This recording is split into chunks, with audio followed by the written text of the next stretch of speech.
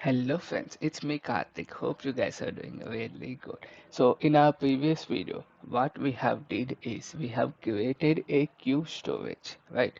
Now what we are going to do is we are going to connect that queue storage with Spring Boot applications. So let's get started here. I am here in my application, Spring Boot application, which is a normal application I have created from Spring Starter, right? So from here, I have this web, I have the Lombok, I have the test. That's all. Other dependencies related to queue storage I don't have, and this is a queue that I have created in our previous video. Right now, this is a Microsoft given tutorial on how we can connect to the storage queue in Spring Boot application. Right. So first, let's add Spring Cloud dependencies as they have given here. Okay, so I'm going to put that in the description, guys, so that it's easy for you guys. Here I don't want this dependency management, so I can keep this guy here. And okay, then there they have given this storage queue. Okay, Spring storage queue. But if you go and search in Maven repository, there is no one using this, guys. Okay, so no one using this, right? So let's see what we can do. Queue-storage. Okay, client library for queue storage. Here at least there were a couple of them are there. Okay, Azure Storage Queue. Okay, so let's use this, and this is also the latest one, I believe, 2024. The one previous starter one is 2020. So let's use the latest one here. Okay, cool, nice. Now let's see how we can connect our queue which I have created here with the Spring Boot. Okay, so simply go to the main application here.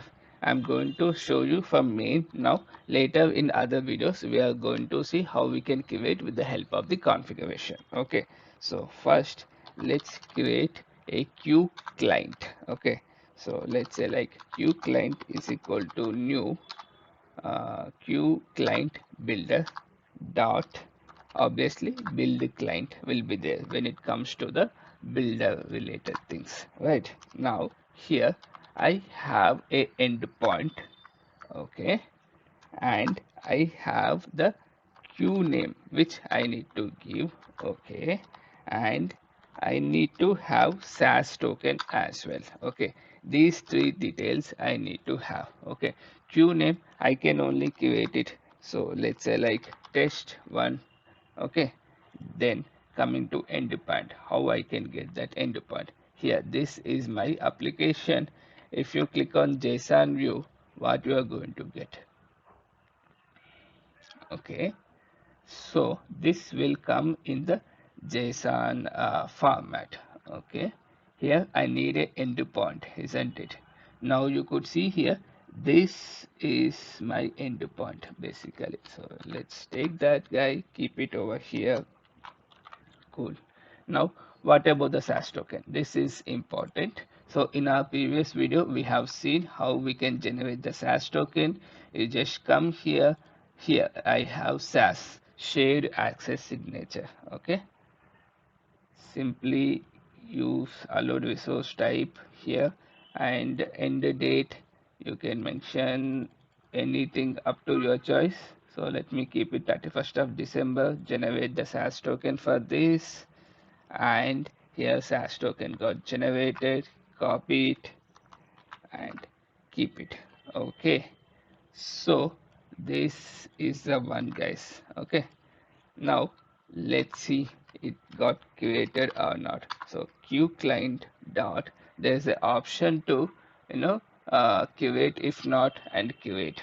So I have taken the create. Here I have taken the implements command line runner. That's why I am using in the run method. Okay, so this should create a queue for us. Okay, And is there any option to send the message? Send message. You can see here we have send message as well, but maybe in our other videos we are going to show you those things. Okay, so let me try to run this and show you whether it is working fine or not. Okay, if it is not working, then I should get some exception if it is not connecting as well. If it is connecting, means everything is going good here. You could see here, yeah, you could see here, I think started. That means I believe everything is as of now is fine, and this is a way to do it. Okay, so in our next video we are going to see how we can create a message, how we can receive the message. This is just about connecting. Okay, hope it's useful for you guys. Thank you so much for watching.